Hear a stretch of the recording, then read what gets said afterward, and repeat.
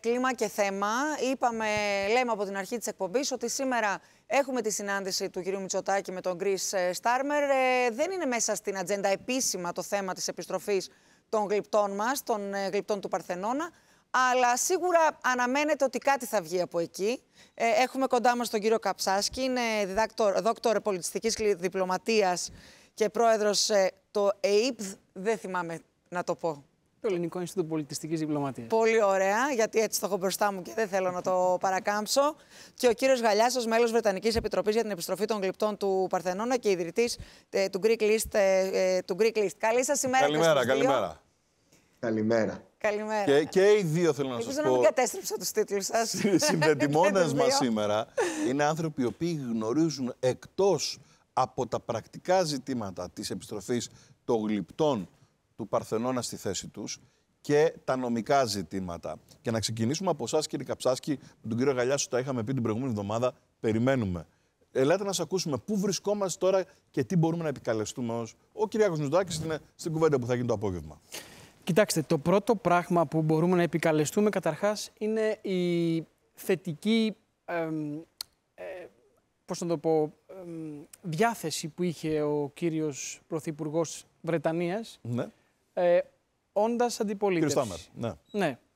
Όταν είχε πάει ο κύριος Μητσοτάκης πέρσι, τέτοια εποχή περίπου, και είχε απορριφθεί από τη συνάντηση από τον κύριο Σούνακ, είχε βρει στην πρεσβευτική κατοικία τον κύριο Στάρμερ και εκεί του είχε θέσει το ζήτημα αυτό.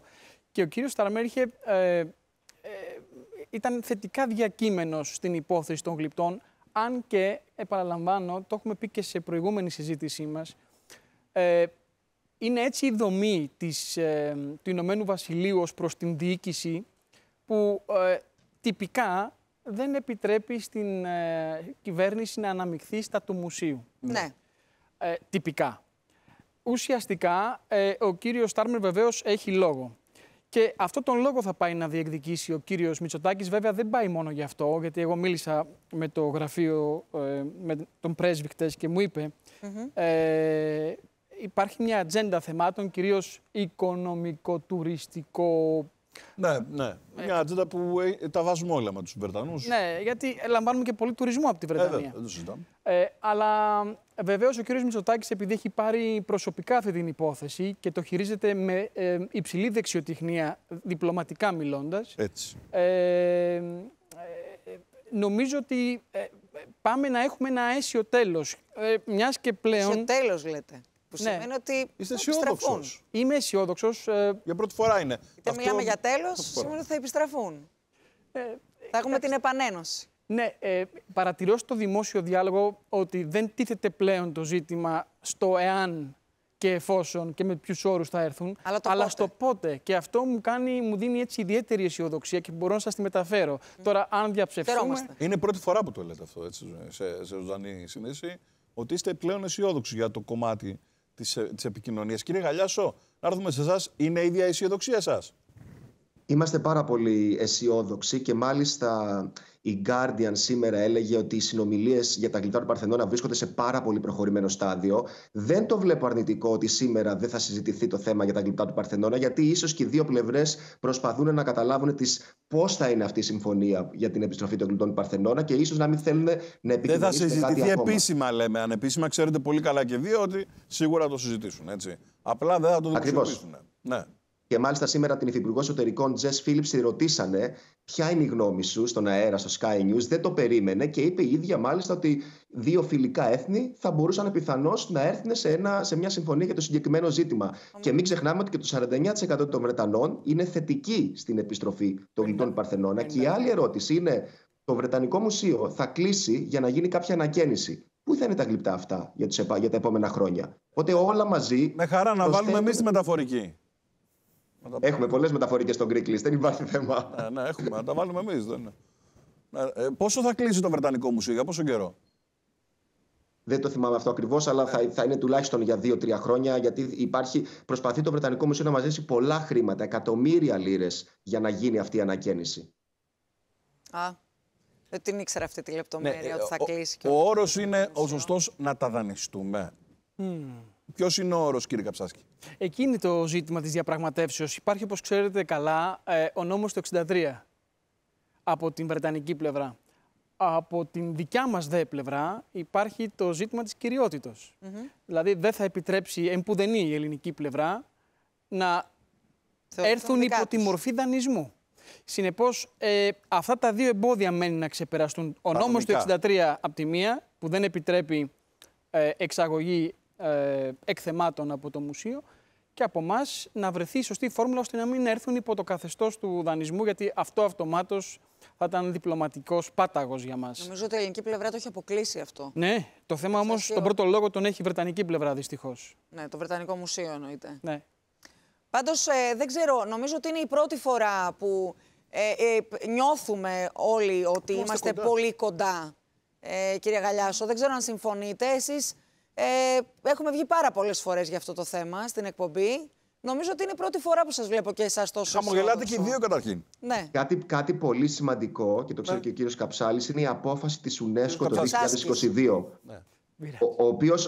Η οποία UNESCO τι λέει? Ότι το Ηνωμένο Βασίλειο πρέπει να αναθεωρήσει τις σχέσεις με την Ελλάδα και πρέπει να αρχίσει να συζητάει και σε θέματα μεταξύ των δύο κυβερνήσεων, όχι μεταξύ μόνο των μουσείων. Και αυτό είναι απόφαση της UNESCO. Και εγώ να σας ρωτήσω και τους δύο τώρα. Είμαστε Βρετανοί. Πάμε να γίνουμε Βρετανοί όλους. Εσύ δεν χρειάζεσαι. Κανονικά φαίνεσαι εσύ. Έτσι. Ωραιότατη, ξανθό. Έτσι. Τι θες να ρωτήσεις, πες. Γινόμαστε Βρετανοί. Έτσι. Μας αρέσει το τσάι, είμαστε Μάντζεστερ, Λίβερπουλ. Έχουμε βροχές συνέχεια. Έχουμε συνέχεια βροχές, δεν έχουμε ήλιο, κάνουμε διακοπές στην Ελλάδα. Γιατί να φύγουν από το Βρετανικό μας μουσείο που έρχονται και μας δίνουν πρόσοδα? Ένα αυτό. Και δεύτερον, γιατί να μην ζητήσουν και οι υπόλοιποι που έχουμε απαλωτιώσει ορισμένες αρχαιότητες στο Βρετανικό Μουσείο κατά την πάροδο των ετών, από τη Συρία, από το Ιράκ, από την Ινδία, από την Αίγυπτο, ολόκληρη πόλη. Γιατί να μην ζητήσουν και οι άλλοι αυτά που ζητούν οι Έλληνες? Ελάτε, κύριε Γαλιάσο. 8 εκατομμύρια αντικείμενα βρίσκονται αυτή τη στιγμή στο Βρετανικό Μουσείο. Τα αιτήματα για να επιστραφούν όλα αυτά τα αντικείμενα πίσω στις χώρες τους, όταν μίλαγα με την Επιτροπή χτες για αυτό το θέμα, δεν περνάνε τα 12.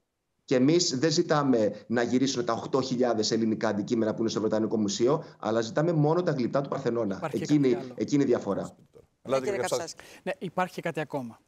Πρέπει να το αναγνωρίσουμε αυτό και στην ελληνική ομογένεια που ζει στο Λονδίνο, αλλά και στις διπλωματικές μας κινήσεις. Ναι. Καμία άλλη χώρα, ούτε Αίγυπτος, ούτε Συρία, ούτε οποιαδήποτε άλλη χώρα, των οποίων τα εκθέματα βρίσκονται στο μουσείο, έχει κινηθεί έτσι σε επίπεδο κοινωνικο-διπλωματικό, με επιτροπές, με κόντρα-επιτροπές, με διπλωματικές κινήσεις, με διαβήματα, με UNESCO, με ομογένειες.